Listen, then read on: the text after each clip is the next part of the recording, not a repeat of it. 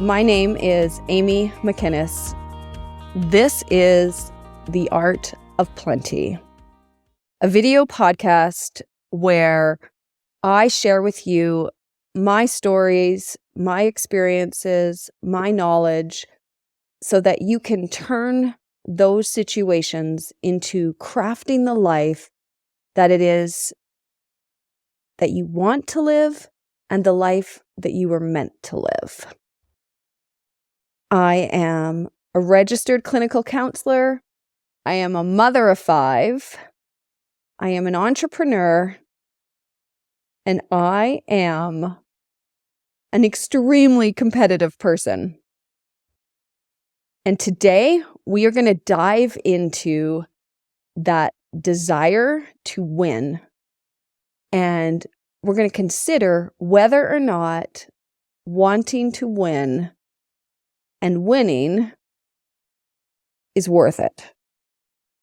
And I'm approaching this from a bit of a different perspective because I always want to win. I am so competitive. But now that I'm a mother who is attending a lot of competitions, a lot of sports games, I'm starting to see winning from a bit of a different perspective. And I want to share that with you because when you have 5 kids who are all into different activities and sports and are raised by 2 competitive adults, competition and winning is a big deal in our house. And not everybody wins all the time. And part of me as a mom, I always want my kids to win. So I've been wrestling with that lately, and I want to share with you what I've discovered and what I've been thinking about, because I'm getting to a good place about winning and losing now that I'm in my 40s. So we're going to dive into that today. As I said, I am an extremely competitive person, and I've always been this way. At least I always remember being this way. Now, I did play some competitive sports when I was younger, and I don't remember winning a lot. But I think because I had an older brother who was so fabulously athletic, and he is one of those people that it doesn't matter what sport he does, he can win. Like, he just is good at it. He comes out good at it. So that was the model I had, was this big brother who excelled at all things athletic. I was not the same as him. And I actually spent most of my life feeling that I wasn't athletic and that I wasn't actually good at sports because I was always comparing myself to my brother who was exemplary. Even when I was younger and we would water ski in the summers, I could count on one hand how many times I water skied. I didn't like falling, which you probably know that about me if you've been listening along. I don't really like physical pain. And I hardly ever water skied. And every time I water skied, I didn't fall. So I mean, that shows you that I did have some athletic capabilities, but I didn't like failing. And that was one of the reasons why I didn't keep water skiing. I felt like I could do it. I could get around the lake. It was a small lake. I didn't fall the whole time. I would let it go and I would ski into shore. That was my water skiing experience as a kid, because I knew that I wasn't going to line up to my brother. So I did it occasionally, but I didn't really push myself. And I didn't want to necessarily have that experience of losing. When I would play board games, I would get really frustrated and really down when I would lose. I didn't like it. And this continued on into my early 20s. Like, I really dislike learning. And I remember having fights with my husband, like full-blown crazy arguments around games because I really didn't like to lose. And he's really good at games. So he would beat me and it would make me so mad. And I would get petty and childish. And I can't even believe I'm saying this because it's rather embarrassing to be that degree of competitive. And I really had to work in my early 20s to kind of release that competitiveness so that I could actually enjoy playing games even when I was losing, which there were a couple situations that kind of helped me loose that off so I could still enjoy games even if I was losing. And I don't think that I had a lot of experience to lose in that way when I was a kid, because when I played sports, I kind of just expected that we weren't going to win. So it wasn't a thing that I was amping myself up to do. I just anticipated that I would, in fact, lose or probably not do that well because, again, I had that image of how my brother was. I remember when I was in my early 20s, we were playing a board game that takes a long time. And me and this other friend, we were out of the game super early. It's probably why I still hate the game of Risk. And we spent the evening outside on the deck, and it was freezing cold because I lived in Calgary, and we were all bundled up and we were shoveling off the deck. And that memory and that night makes me smile. And part of it was because of how much I enjoyed hanging out with that friend after we had both been out of the game. And I think that experience helped to shift this feeling of losing. So that's the past. Let's accelerate up into present day. So I'm a mom of 5. I got all sorts of kids and all sorts of activities. And my boys love lacrosse. And we have this fabulous club that really emphasizes making a space for all kids to play and giving all kids an opportunity, which I love. If you are willing to commit to the tournaments, you can be on the team and you can be sure that your kid's going to get time on the floor. It's a fabulous model for building up foundational players. Now, here's the deal. In different age groups, they try to split the teams up as even as possible. And I believe that they'd try to do that, but it doesn't always work that way, because the way things look when you're making a team and how that team actually plays, like what it looks like on paper and how they actually play and work together, you don't really know until you put it out there. So over the last few years, there's always a team in the age group that seems to be better than the other team. So that's the situation for my middle son this year. He's on the team that is they're just not working together in the same way that the other team his age group is. So he's losing. And it's not that he's losing every game. He's certainly winning games, but they're not making it to the gold medal game. They're not necessarily winning the bronze game. And there's this part of me on one that loves to win, that is ultra competitive. And then there's this mama bear side of me that really wants the best for my kids. Like, I'm intensely wanting the best for them. I want to set them up so that they succeed. I want to teach them lessons so that they are incredible human beings and amazing, independent adults who can do what it is that they're meant to do here on the earth. So when I get into hockey games or lacrosse games or dance competitions, I want them to win. I want them to do their best and to excel. And it can be difficult when you are watching a game and you know that they have the skills to win. You know how sometimes you're in a game and you know that the team doesn't have a chance? They're just there. They're barely made it to that level. And you know that you're not coming away with a win because the other team is so exemplary. And then there's other times when you play and you know that the team is better. Your team is better than the team they're facing, but they're not showing it on the scoreboard. What I find when I get into those situations of the latter, where I know my kid's team is better than the team that they're playing, and they just need to put things together and a kid drops the ball or the bounce goes the wrong way, I can feel myself in the arena kind of like getting tense and wanting the win so bad. And what I've noticed is when I want that win for them, I start looking for reasons why it's not happening. And I think it's the same thing that happens when we make mistakes. We're looking for somebody to blame. We're looking for something to blame. We're trying to make sense of it. Why is this happening? Why is this mistake happening? Why is this not coming together? Why does it look like we're going to lose? And as a parent, I start to get kind of angsty because I want the win so bad. And I notice that other parents are feeling similar to me, and people start to chatter about what's happening, and you can hear it in the stands.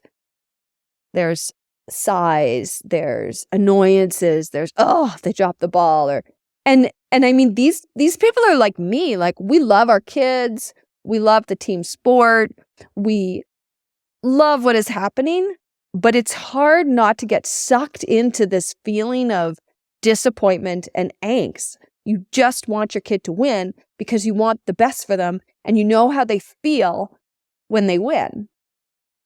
So I asked my older boys this question a couple days ago. I said, how do you feel about winning? Like, what is important to you? Does it matter to you if you lose? That might be the way that I phrased it, because we were kind of just having a conversation around this. And one of my kids said, he doesn't care. He prefers to win, but the losing isn't as big of a deal for him if he is scoring goals and having a good time with his friends and his team. The winning is more like the icing on the cake.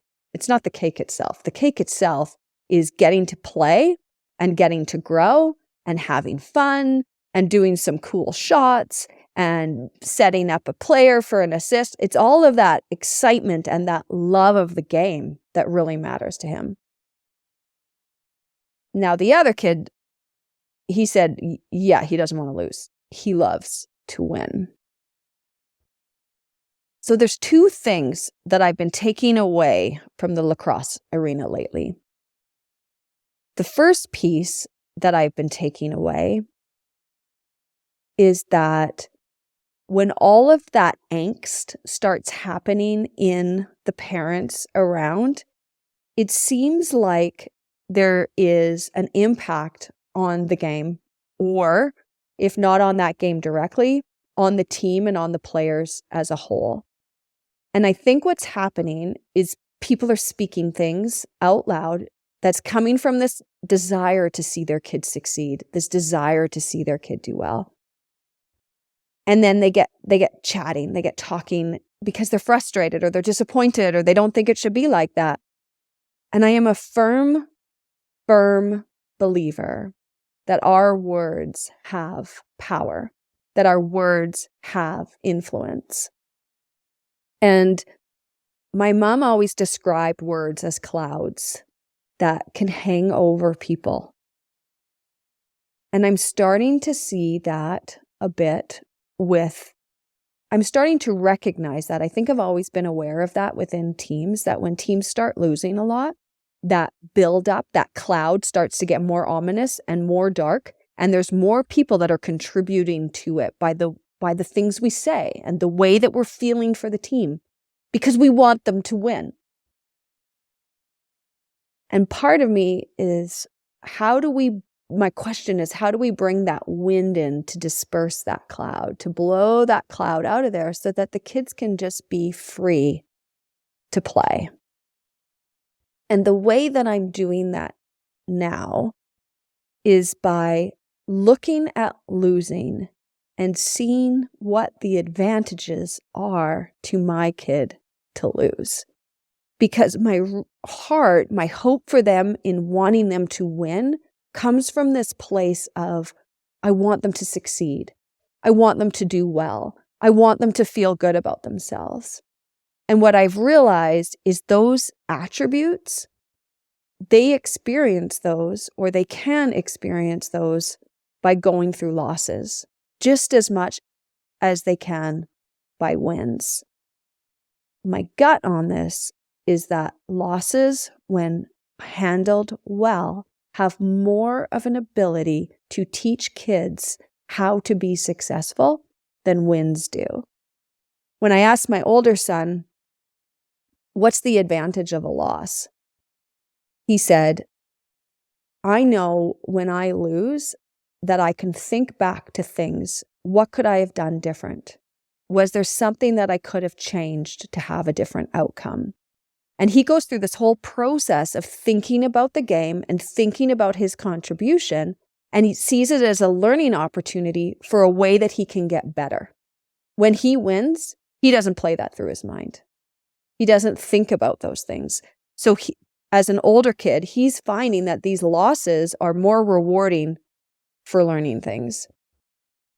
And when I think about that, I see that losing can be a gift. And that's the second piece that I want to pull out.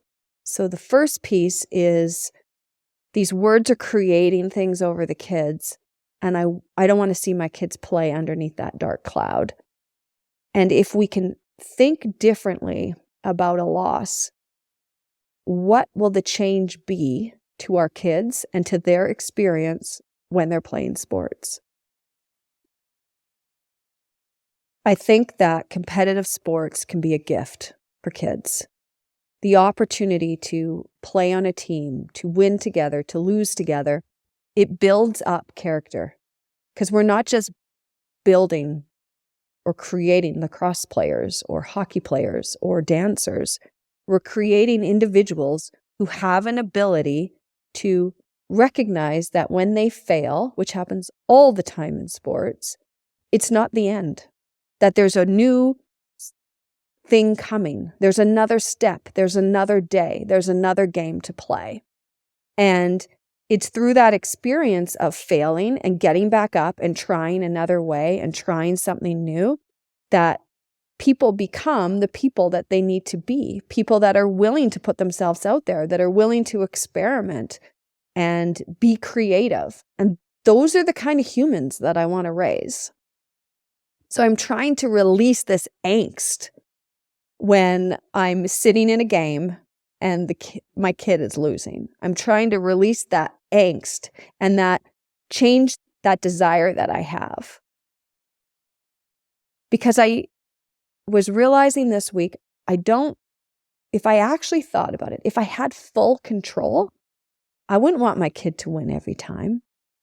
I wouldn't want every shot to go in, for them to win every game or save every ball. Not even close. I don't want to impact the way that the game is going. I want them to be able to play, and I want them to learn from their play so that they can be who it is that they're meant to be. Because as a mom of 5, that's my big thing, is to raise adults. I always feel like I'm not parenting kids. I am raising adults. I'm raising people up to be the type of people that I want to be in relationship with. And the values that I have in friends and the things that I think make the world a better place, those are the attributes that I want to see in my kids. And if we win all the time, we won't have those. So I'm changing my perspective on a loss because I don't want to build that dark word cloud over them. And I also want them to have opportunities to learn from their losses so that they can be better adults and they don't have to struggle with those same things that I struggled with as a young adult when I would lose things. I hope this is speaking to you. If you're a mama like me who wants their kids to win, I hope that this is helping to shift your perspective. Anytime we can change the way we think about things, especially things that are a burden to us, I think that we get to a higher place. We get better off. And shifting off for me, shedding off this desire to always see my kids win. I'm excited to see how does it feel when I go watch a game now with this new perspective. Thank you for listening in. If this spoke to you, please rate my show. Please subscribe so that you know when new episodes come out. It makes a difference to me because I want to share my heart with you and with many others. Thank you so much for listening in. This is The Art of Plenty.